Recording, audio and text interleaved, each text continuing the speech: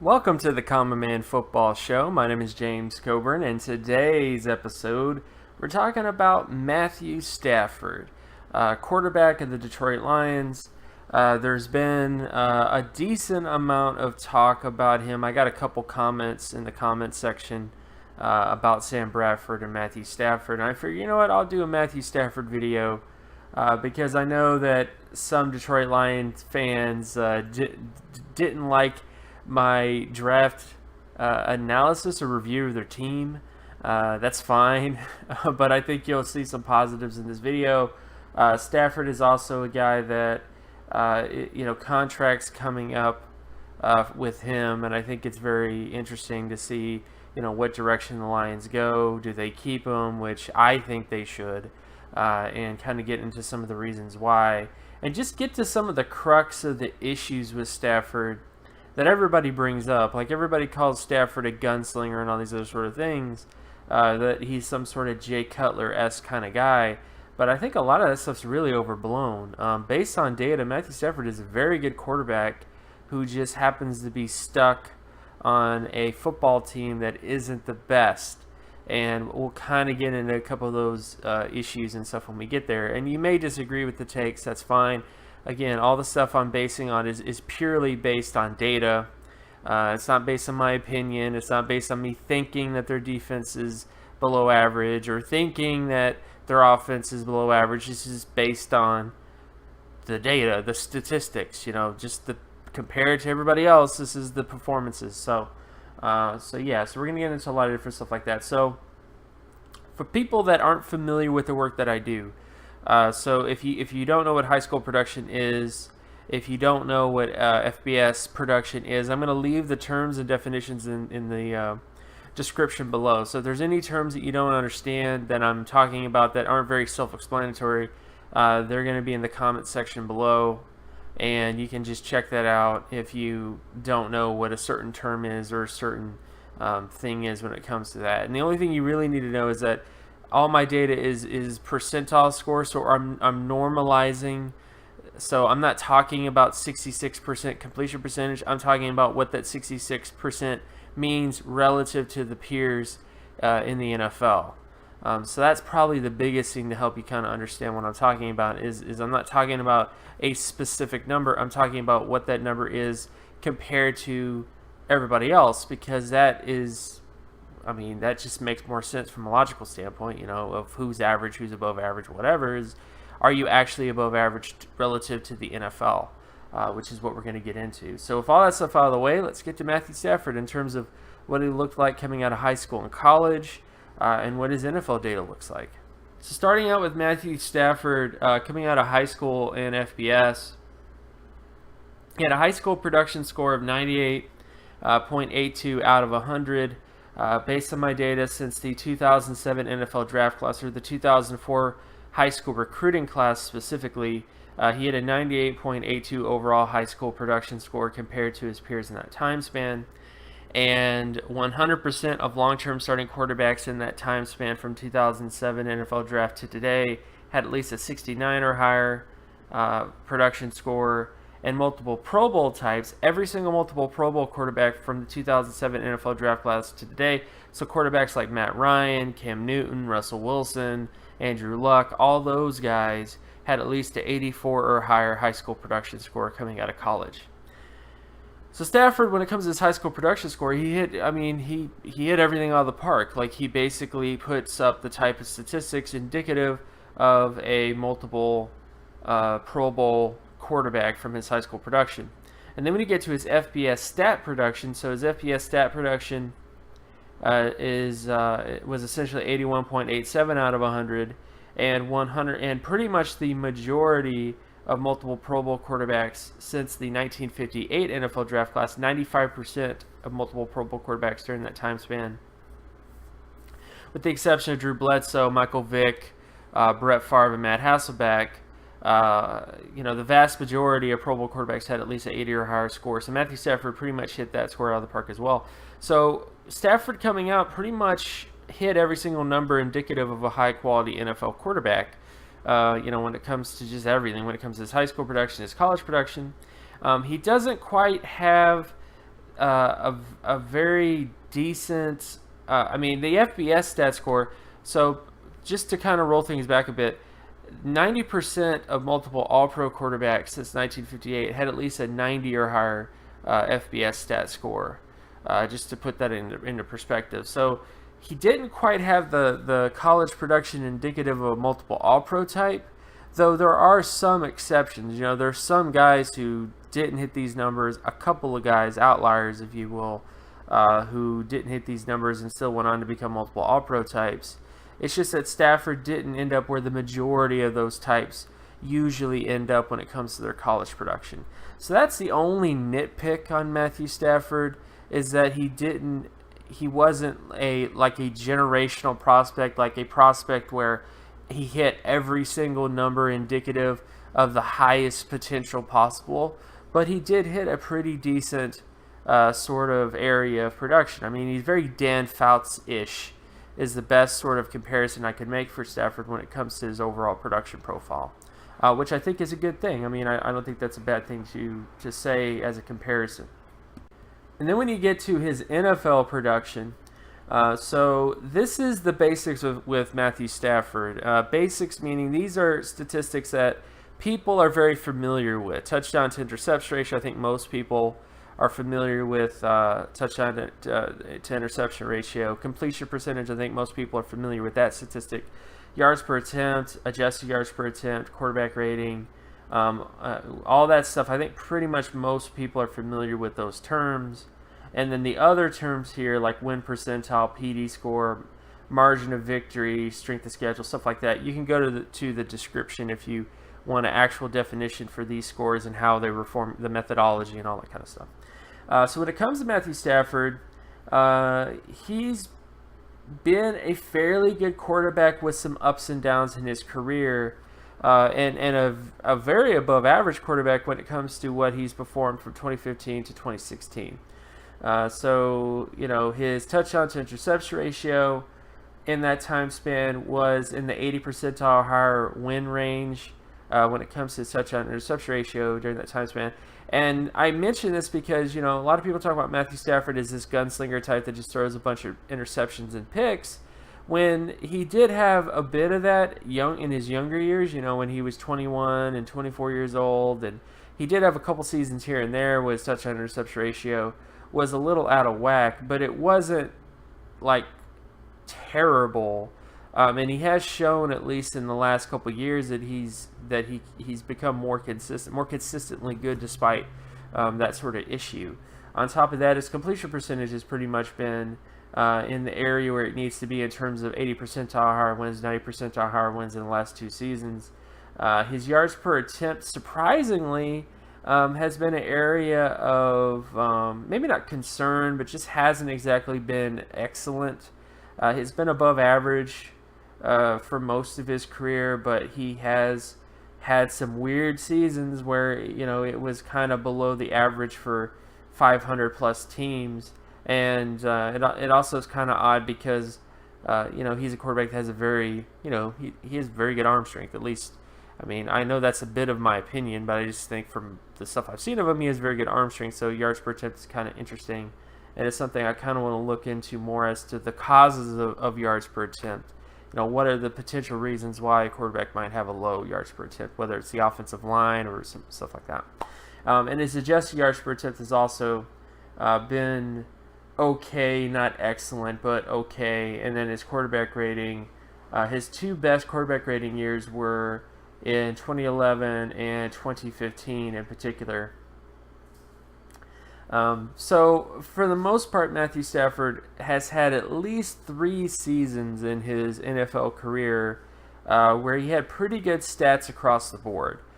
He had basically stats indicative of a quarterback, to win a pretty decent amount of games. And in those seasons, those were actually some of his best seasons when it comes to winning football games as well. When it comes to win percentile as well, with the exception of 2014. So he's a quarterback who, has had his ups and downs, for reasons. If you look at his overall team strength, he's never really been on a very strong team, with the exception of 2011 and 2014. Those are the only times where the overall team strength, which is again is basically a statistic formulated from Pro Football Reference in terms of how they calculate relative strength of a team. And the only time he was on above average team strength, like a team that was above average when it comes to stuff, was 2011 and 2014. So he's been on a bad team. I mean, he's been on a bad football team for most of his career up to this point. And then on top of that, he's had offensive strength-wise has not always been the best either, where his highest level, of course, was in 2011, which is probably his best season as an NFL player, and then just kind of blimps here and there. 2012 was kind of and then 2015 was also a good bump, and then it was below average based on the data in 2016 in terms of overall offensive strength. On top of not really having a great defense until 2014. That was the one year. That was the only year where the Detroit Lions had a relatively strong defense compared to the rest of the NFL, in terms of how Pro Football Reference does their data. So Stafford, to me, is a guy that, based on his high school production and college production, he's a guy indicative of a Pro Bowl player. Has had some very good seasons.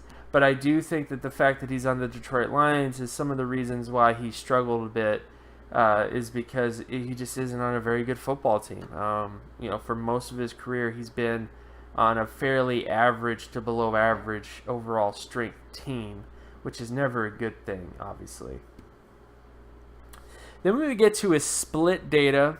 So this is his completion percentage in very specific situations. When it comes to first down, second down, third down, fourth down, and then the other splits that follow after that. For the most part, he's had a fairly good, completion percentage, in terms of the situations he needs to be in. First down, second down, third down. His completion percentage has been fairly decent in those particular situations, at least what you want in terms of indicative of positive quarterback play over the last two seasons. So that is definitely a good thing. You can obviously look at the splits with the data as well. But I think the biggest thing to highlight is his first down conversion rate in terms of different sort of situations. So again, this data specifically deals with the ability to create a first down on first down, a first down on second down, a first down on third down, and then so on and so on and so forth, fourth down, etc. And it's very correlative to winning football games, because if you are a team that can convert first downs on first downs very well, typically you win more games than everybody else, from a statistical standpoint. And the teams who do it really well are usually the teams that end up winning a ton of football games. And when you look at Matthew Stafford when it comes to his first down conversion rate, second down, third down, and fourth down, he's been fairly good when it comes to first down and second down conversion rate. Nothing is too out of place. His third down conversion rate, he's had his ups and downs.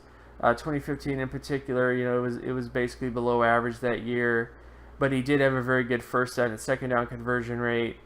And then 2016, it actually flipped, where he had a kind of, it was slightly below average, the 500 team first down conversion rate, but he did have a very good second down conversion rate, and he had a very excellent third down conversion rate. But the important thing to just look at is that he's pretty much consistent across the board with his data, or at the very least, if you look at it, he has some years where it flips and other years where it's good. And I can't quite put my finger as to why this is.